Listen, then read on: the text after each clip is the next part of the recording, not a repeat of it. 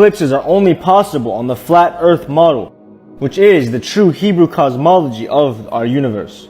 The sun and the moon are the exact same size, and I'm going to show you in scripture. First off, I'm going to read from Enoch, and then we're going to correlate that to Isaiah as well. As he rises, so he sets, and decreases not. It's talking about the sun. And rests not, but runs day and night, and his light is sevenfold brighter than that of the moon. But as regards to size, they are both equal. Look at that. The sun and the moon are equal in size, which is why this is able to happen, a perfect solar eclipse. Isaiah chapter 30 verse 26. Moreover, the light of the moon shall be as the light of the sun. Alright, because the moon produces its own light. And the light of the sun shall be sevenfold as the light of 7 days. So the sun and the moon, they move around in a circuit, right? Going around and around, and eventually they line up with each other. And that's how these eclipses happen. Because they are both the same size, just like it said in Enoch chapter 72. Verse 37. Now here's an accurate presentation of how they say the earth, moon, and sun are in reference to size and how far away they are from each other. If the moon was actually this big in comparison to the earth, then the shadow of the eclipse would be a lot bigger than 70 miles wide. Everyone around the world would have been able to see that eclipse and been in the path of that eclipse. But they are much smaller in regards to size than we have been told. There's no better proof than moments like this, a total solar ellipse. What's good, fam? So in my last video, I stirred the pot a little bit, claiming that the moon doesn't cause the eclipse at all because it moves vertically in the sky. Then this clip right here came out this week. There's no better proof than moments like this, a total solar ellipse. So I searched the internet around for information on an ellipse, and I didn't really come up with anything. So I turned back to ChatGPT. ChatGPT says that an ellipse is caused by an object that travels with the sun. An ellipse is the sun, that it's not the moon. So take a listen at this. What is a solar ellipse? I think you might be referring to a solar eclipse. A solar eclipse happens when the moon... No, this week a gentleman from NASA got on the television and said we would have an ellipse. E-L-L-I-P-S-E. What is that? Ah, it sounds like you're talking about an eclipse, but pronounced as ellipse. In astronomy, an ellipse is actually a type of shape, like a stretched out circle. However, in the context of what the NASA representative mentioned, they might have been referring to an astronomical event or phenomenon specific to that context. Unfortunately, without more information, it's hard to say exactly what they meant. Is an ellipse possible on Earth? An ellipse is a geometric shape, like an elongated circle. It's commonly seen in orbits, where celestial bodies like planets or satellites move around another object in a path that's more oval-shaped than circular. So, while we don't usually refer to specific events on Earth as ellipses, the concept of an ellipse is definitely relevant in various aspects of Earth's natural and artificial systems. What would have an orbit of an ellipse? In an orbit of an ellipse, the object, like a planet or satellite, travels around another object, like the sun or a planet, in a path that's not a perfect circle, but more elongated. This means the distance between the two objects varies throughout the orbit. When the object is closer to the body, it's orbiting, it moves faster, and when it's farther away, it moves slower. This creates a dynamic and changing orbital path compared to a circular orbit. So if we're having an ellipse of the sun, then the object that will block the sun will be orbiting the sun and not the Earth, then, correct? Yes. If there's an event involving the sun being blocked or partially obscured, like a solar eclipse or a transit of a planet, it usually happens because an object is passing between the Earth and the sun. In the case of a solar eclipse, it's usually the moon orbiting around the Earth that... No, that's not my question. You said an ellipse happens when an object has an oval orbit around an object. So if we're having an ellipse of the sun, then the object is going to be orbiting around the sun, correct? Yes, you're absolutely correct. If we're talking about an ellipse involving the sun, then the object causing the ellipse would indeed be orbiting around the sun, not the Earth. So what is going to block the sun on April 8th if it's an object orbiting the sun and not Earth? Ah, I see what you're getting at now. On April 8th, 2024, there's going to be a total solar eclipse visible in certain parts of the world. During a total solar eclipse, the moon passes between the sun and the Earth. No, it's not the moon. You just said if it's an ellipse, then the object orbits the sun only. What is that object, Rahu or Ketu? I understand now. You're referring to a rare astronomical event called a solar eclipse ellipse, where either Rahu or Ketu, the lunar nodes, obscure the sun. So, of course, that's for entertainment purposes only. We can't say that that's pure fact, but it is something to think about. Apparently, there's some substance behind Rahu and Ketu. Happy thinking. How would you explain this? There's something suspicious with this footage. So you think the moon is a solid object, right? A rock. Here we've got a problem now. If put this moon away, what's going to happen here with the light? The light here of the sun. Can see the light of the sun, although the moon should be a solid object, right? So how would you explain this, right? You can see here where I put this marker and when I put the sticker away. Take a look what's going to happen now. Here, you see the light of the sun, but the moon is in front of the sun. So this light should not be visible if the moon is a solid object, right? Moon comes in, but you can see the whole light of the sun. The whole light of the sun. So this black object here. If the moon is really what causes solar eclipses, this is what it should have looked like as it was approaching the sun. The sun would have lit up the edge of the moon that was closest to it as it approaches, and you should have definitely been able to see the rest of the moon's disk. I'm talking about the outline. Notice how you can see the entire disk of the moon here. And this was captured during the dead of night, when in your model the sun is on the opposite side of Earth. It's on the other side of Earth, obviously because it's at nighttime. But we're told that Earthshine is responsible for lighting up the dark portion of the moon here, where you can barely see it. But my question is, how is there Earthshine at night, but there is no Earthshine during the middle of the day or during a solar eclipse? You would think at least Earthshine should have been reflecting back up onto the lunar surface enough to at least see the outline of the moon as it approaches and exits the sun. But we do not.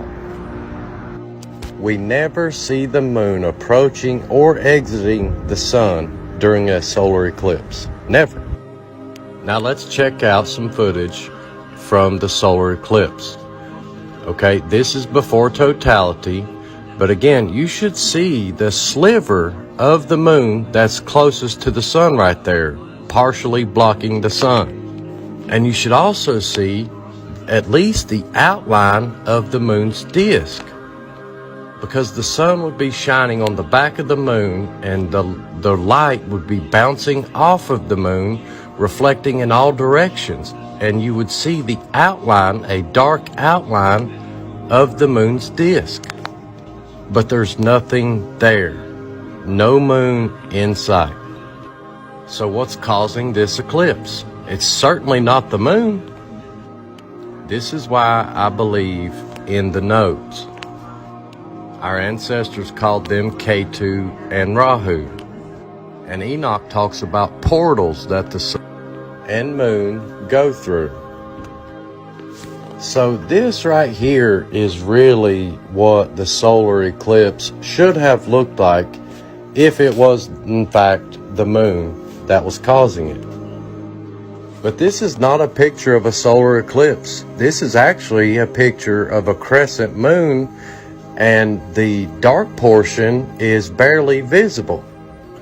Now they tell us what causes this effect is a thing called earth shine.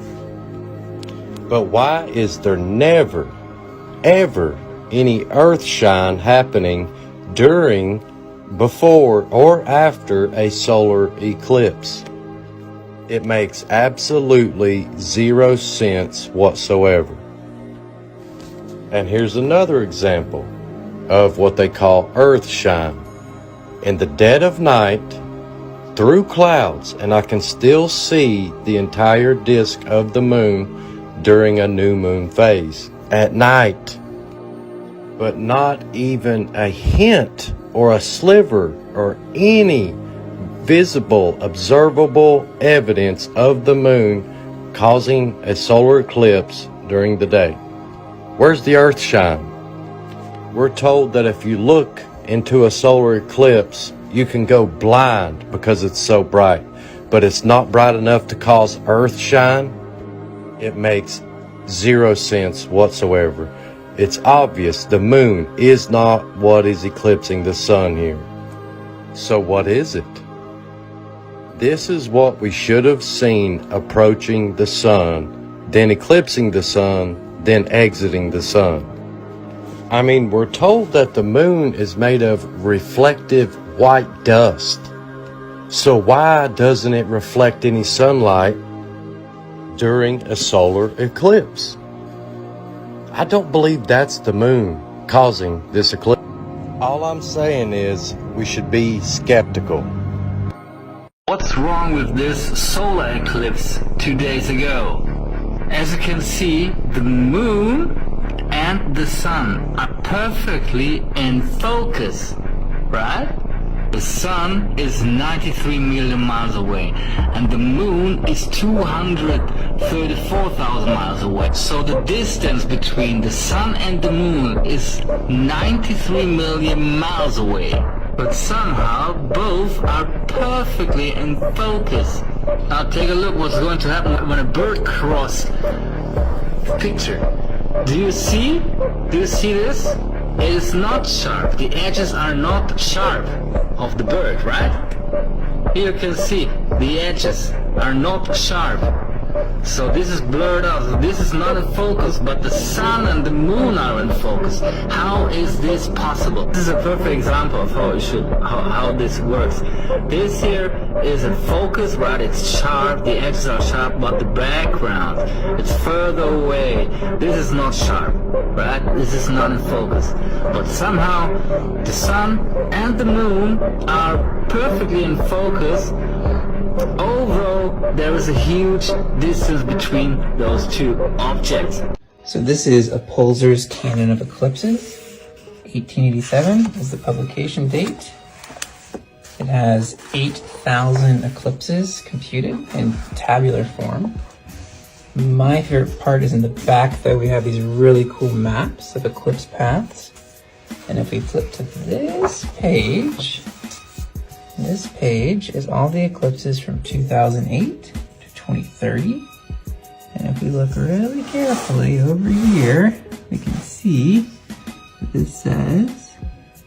It says 4 in Roman numerals, which is April 8th, 2024. And there is the path for today. This book is super cool. Hard to find though, expensive. If you want, I have a poster version you can buy in my TikTok shop of all the eclipse paths from 2008 in that one pane, and then the next pane taking you to 2054. Uh-oh, heliocentric model, we've got a problem. Did anyone get a chance to look at a time-lapse of the total solar eclipse? Or if you're like me in Cleveland, you got to witness totality. But did you notice that the celestial disks gradually moved in perfect totality, and then they paused there for like 10 to 15 minutes, and then they moved along? How do you explain the pause in the heliocentric model? Or the fact that they're, I don't know, the exact same shape and almost the exact same size. I get it, 400 times further away and 400 times bigger. Right. But go ahead, watch the time-lapse videos that exist out there. You'll notice they move into perfect formation and then they pause and move along. Uh-oh, they're not physical objects in outer space. Tinfoil hat fact of the day. The Earth's surface is 71% water. Water is always level. Take all the time you need. Astronauts doesn't study space. They study underwater.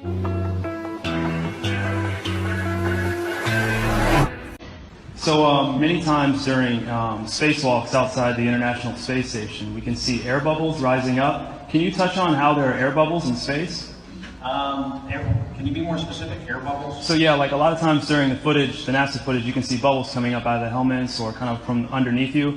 How do you explain bubbles in space? Yeah, I'm not sure exactly what you're talking about. Now sometimes you get water in the helmet, and it's either from sweat or from the cooling garments. And in some of my spacewalks, I had like water in the helmet. Not like I was going to drown in the helmet, but just little bits of water probably came from sweat. Often on the outside of the space station, you'll liberate little pieces of, it's a really harsh environment out there, and the outside of the space station gets beat up pretty good. And sometimes, you'll see just little flecks of paint or something that you might have disrupted floating away from the suit. And, that's generally what that is. I've never seen any kind of air bubble anywhere. Yeah. Could it be that you're filming in an underwater pool and you're not really out there? All right, well, I just encourage everyone to look up bubbles in space, #bubbles in space. Thank you very much.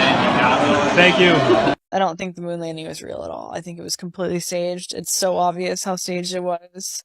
There's no stars, like it's real bad. And like the pictures of the Mars rover are ridiculous. Like it was easy to fool people back then, right? But now we can see that the lunar module. It's made out of cellophane and aluminum foil and cardboard and tape. It is so flimsy. It is so flimsy. And then how were they able, with the thing that it's on their back, with their spacesuit, the big box thing, supposedly has 22 hours worth of oxygen in them?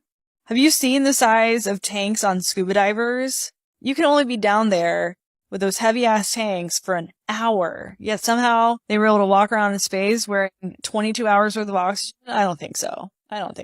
It's just all a lie. For reasons why I'm skeptical of the moon landing, every single person who's walked on the moon was a Freemason. Freemasons make up such a tiny percent of the human population, and you're telling me that only members of this secret society made it to the moon? Suspicious. First time non-Freemasons are heading to the moon, the ship doesn't make it, and that was our last attempt because it was suddenly too dangerous. When they return, you'd think that they'd be ecstatic that they just completed the most amazing feat in human history. Riddle diddle me why they look absolutely depressed. Astronauts Neil Armstrong, Michael Collins, Edwin Aldrin. Neil?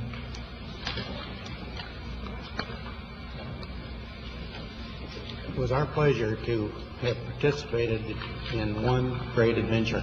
I've seen people more stoked about getting a B+ on a test. There's also multiple interviews of NASA employees saying we no longer have the technology to get to the moon. There was only 66 years between the first flight and then landing on the moon. And in the 54 years since then, not only have there not been any new advancements, but we've actually gone backwards with our technology. My favorite fact of all is that we lost the original video of the moon landing. No one is able to see if the video's been edited or altered in any way because we only have copies. We lose the most significant video in all of human history. The flat Earth map dates back over 1,000 years. This map is credited to being created by a Persian astronomer. His name was Al-Biruni, and he lived between 973 AD to 1048 AD. It's the official map of the United Nations and also the United States Geological Survey. It used to be present in many places before the creation of NASA and the Antarctic Treaty in 1959. Here you see it with Admiral Byrd. This map has been restored by Dmitry from Russia with suggestions of mine, Eddie Alenkar, known by my YouTube channel Flat Earth Banjo, I asked Dmitri to include the Bermuda Triangle and Point Nemo, a place deep in the Pacific where NASA buries rockets. Then Robert Tozzi, a professional mapmaker, came along and enhanced the map even more. There are many people now selling this map online, but if you could order it from my online store, I would greatly appreciate it. Visit my online store now and order one of the items. I humbly thank you.